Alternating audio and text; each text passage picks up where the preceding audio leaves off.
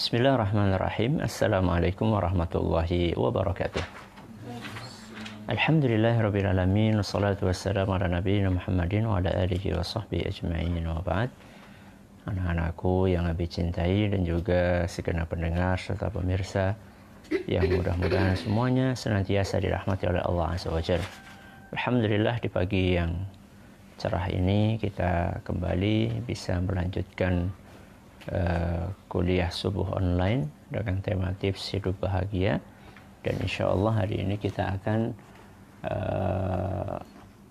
membaca apa yang ditulis oleh Syekh Abdurrahman bin Nasir As-Sa'di rahimahullah di halaman 25. Sudah ketemu semuanya? Halaman 25, poin yang ke 10. Ya, silahkan dibaca Mas Anjasya. 10. Memperkirakan kemungkinan terburuk yang akan menimpanya, kemudian menguatkan diri untuk siap menerimanya. Yang ke-10 adalah memperkirakan kemungkinan terburuk yang akan menimpanya, kemudian menguatkan diri untuk siap menerimanya. Contoh, sakit. Kemungkinan terburuknya apa? Meninggal. Kemungkinan apa? Terburuk. Jadi kita mempersiapkan diri untuk menghadapi kemungkinan terburuk, seandainya Allah menakdirkan itu. Kalau orang nggak punya duit hari ini, kemungkinan terburuknya apa? Nggak punya duit sampai seminggu ke depan misalnya. Itu kemungkinan terburuk. Naik kendaraan berangkat safar, apa kemungkinan terburuknya? Kecelakaan, kecopetan, kesasar. Itu kemungkinan terburuk. Ketika kita menghadapi segala sesuatu, alangkah baiknya kita memperkirakan akan adanya kemungkinan terburuk itu, lalu mempersiapkan diri. Sebelum nanti saya habis sampaikan kenapa itu bisa mendatangkan kebahagiaan, Abi ingin menyampaikan dan mengingatkan apa yang sudah kita pelajari beberapa saat yang lalu, bahwa kita harus husnudzon. Apa husnudzon? Berprasangka baik kepada siapa? Allah. Jadi kalau kita sakit, berhusnudzonlah bahwa Allah akan menyembuhkan. Kalau kita lagi nggak punya duit, berhusnudzonlah bahwa Allah akan segera untuk mengakhiri kemuflisan kita itu, ya, kebokean kita itu. Ketika kita bersafar, kita berhusnudzon, perjalanan akan lancar, tidak ada aral yang melintang. Baik. Apakah apa yang akan kita pelajari hari ini, memperkirakan kemungkinan terburuk, itu bertolak belakang dengan perintah untuk husnudzon kepada Allah? Suka? Apakah ketika kita memperkirakan kemungkinan terburuk, itu berarti kita tidak husnudzon kepada Allah? Enggak husnudzon. Berarti enggak boleh. Sama. Boleh. Apa itu enggak suudzon? Enggak. Bertolak belakang atau tidak? Tidak. Kenapa tidak bertolak belakang? Begini, anak-anakku, para pendengar pemirsa yang kami hormati. Ketika kita sakit, kita husnudzon bahwa kita akan segera apa tadi? Sembuh. Apakah pasti kita akan segera sembuh? Hah? Belum tentu. Bisa saja Allah menunda kesembuhan Mungkin? Mungkin. Atau bahkan Allah menakdirkan nggak sembuh, akhirnya mati. Mungkin atau tidak? Mungkin. Mungkin. Nah, seorang mukmin dia mempersiapkan diri untuk menghadapi segala jenis kemungkinan.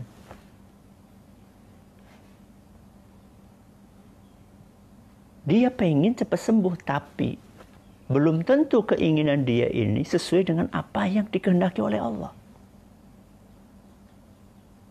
Justru ketika kita mempersiapkan diri untuk menghadapi kemungkinan terburuk, justru saat itu akan membantu kita untuk bisa berhusnudzon kepada Allah. Karena apapun yang ditakdirkan oleh Allah untuk seorang mukmin, pasti itu yang terbaik. Seandainya kita tidak pernah mempersiapkan diri untuk menghadapi kemungkinan terburuk, justru itu bahaya. Kenapa demikian? Karena khawatirnya ketika ternyata Allah menakdirkan yang buruk buat kita, lantas kita protes, gimana sih? Aku kan sudah berdoa, aku kan sudah berusaha, aku kan sudah meminta, kenapa kok akhirnya seperti ini? Berarti protes sama siapa? Sama Allah, sama Jar. Tapi ketika dia mempersiapkan diri untuk menghadapi kemungkinan terburuk, lalu Allah menakdirkan yang terburuk itu, maka dia tetap yakin bahwa di balik sesuatu yang hikmah kebaikan. Apakah ini mendatangkan kebahagiaan? Iya.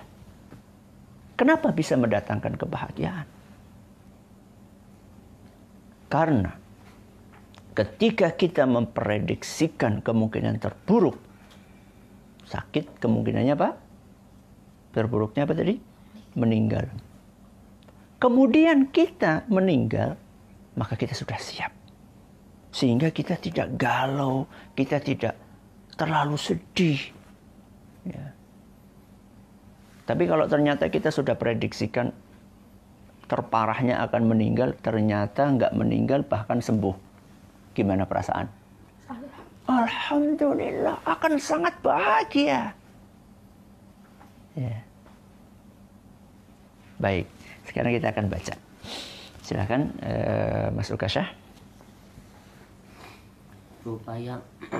Berupaya menganggap ringan beban kesulitan yang ditanggungnya dengan memperkirakan kemungkinan terburuk yang akan menimpanya. Stop.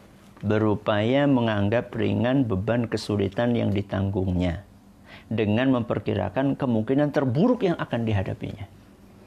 Jadi ketika kita sakit, misalnya kemarin Anjas jatuh, ya, kemudian bibirnya apa? Berdarah. Anggap itu ringan. Karena ada nggak orang yang jatuh lebih parah? Banyak. Alhamdulillah jatuh hanya dalam tanda kutip yang berdarah apanya? Bibirnya. Ada yang sampai apa Mas Usama?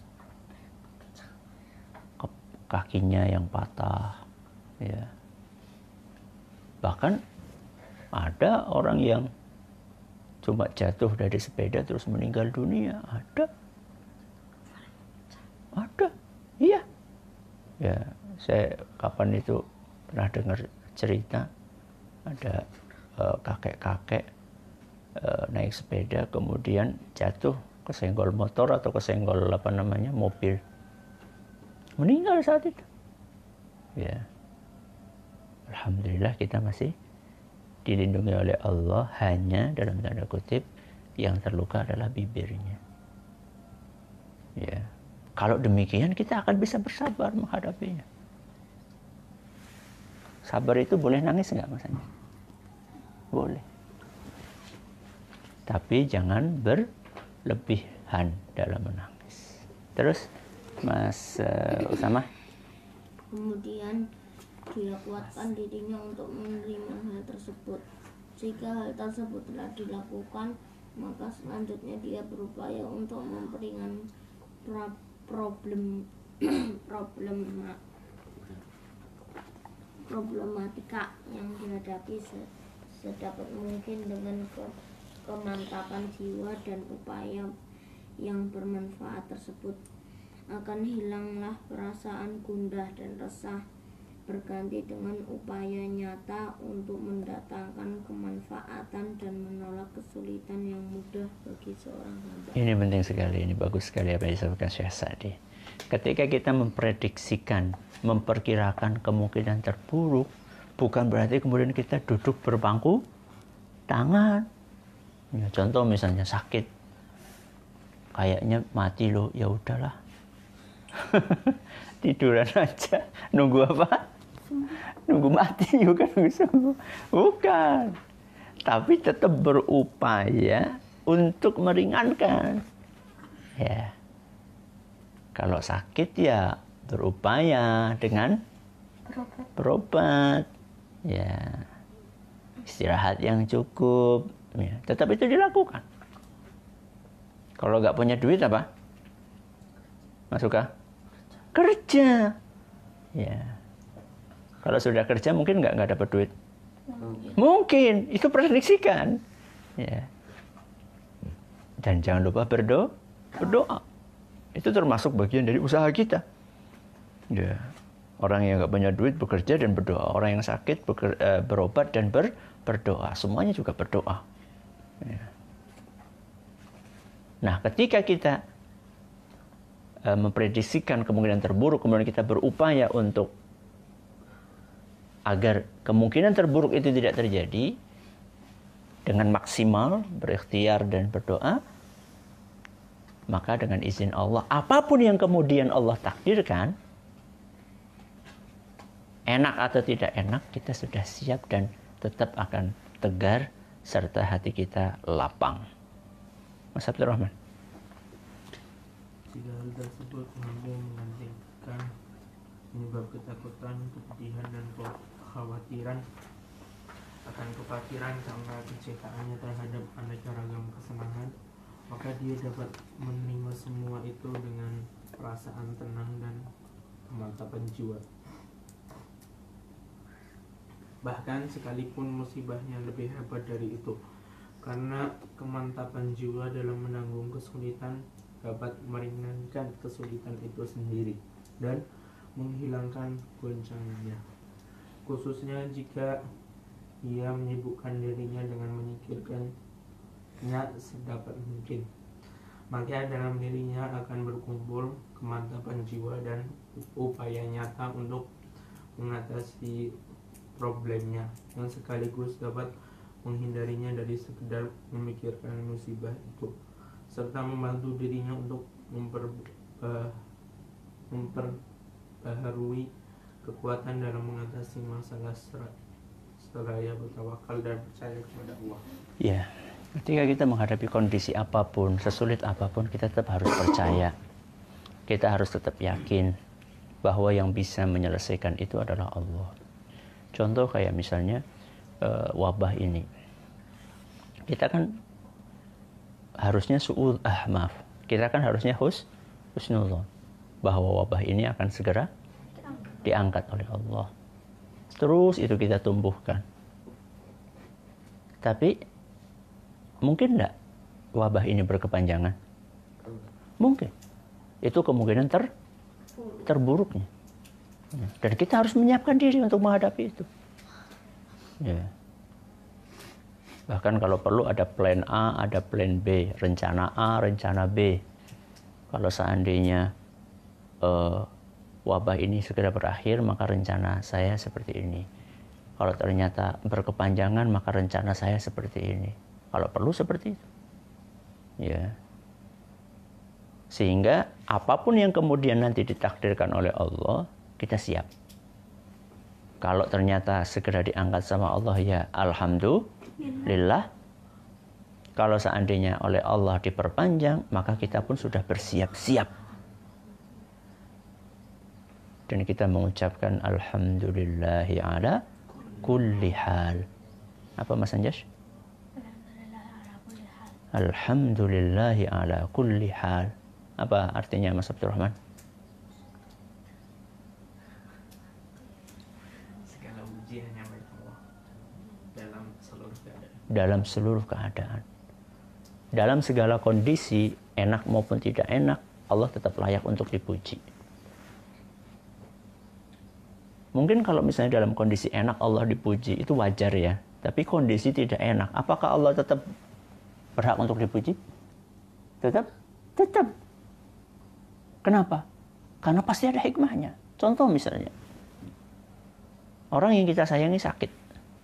Adik kita, orang tua kita, kakak kita, suami atau istri kita sakit. Enak atau tidak enak? Tidak enak. Tapi di balik ketidakenakan ini pasti ada hikmah kebaikan. Apa contohnya? Adik kita sakit, kita jadi banyak apa? Berdoa. Yang kemarin-kemarin mungkin kita kurang. Adik kita sakit, akhirnya kita jadi banyak baca Al-Quran. Mengurangi hal-hal yang kurang bermanfaat. Lalu kita berdoa kepada Allah. Adik kita sakit sehingga kita sholatnya lebih khusyuk.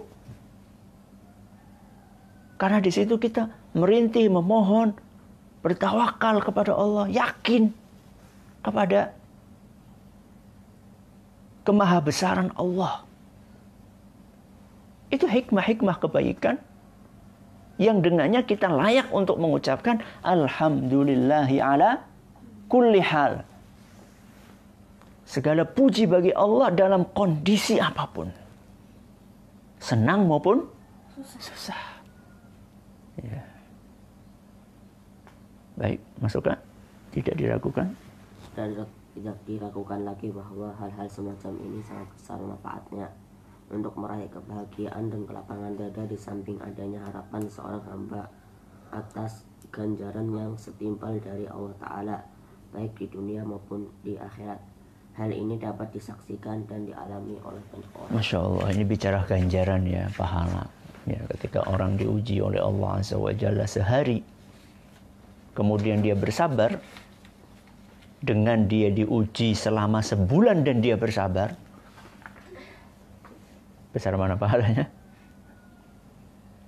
Sehari diuji sabar, sebulan diuji sabar, besar mana pahalanya? Sabar sebulan. Ya, sabar sebulan. Sabar menghadapi ujian selama sebulan. Ya. Sehingga disebutkan dalam beberapa riwayat bahwa ada sebagian orang yang masuk surga derajatnya tinggi. Derajat yang tinggi itu ternyata dia dapatkan bukan dengan ibadahnya yang wah, tapi dengan kesabarannya dalam menghadapi ujian yang datang bertubi-tubi. Akhirnya dia bisa menduduki derajat yang sangat tinggi tersebut. Ya. Maka anak-anakku, para pendengar, para pemirsa, ayo kita latih diri kita untuk terus berprasangka baik kepada Allah. Apapun yang nanti Allah takdirkan. Enak atau tidak enak, susah atau senang, wabah ini segera berakhir atau berkepanjangan, mari kita tetap memuji Allah. Kalau segera berakhir kita ucapkan alhamdulillah. Kalau ternyata berkepanjangan maka kita ucapkan alhamdulillahi ala kulli hal. Mudah-mudahan yang sedikit ini bermanfaat. Terima kasih atas perhatiannya. Atas segala kurangannya kita tutup dengan membaca subhanakallahumma wa bihamdika asyhadu an la ilaha illa anta astaghfiruka wa atubu ilaik. Wa sallallahu ala nabiyyina Muhammadin wa ala alihi washabbihi ajmain. Wassalamualaikum warahmatullahi wabarakatuh.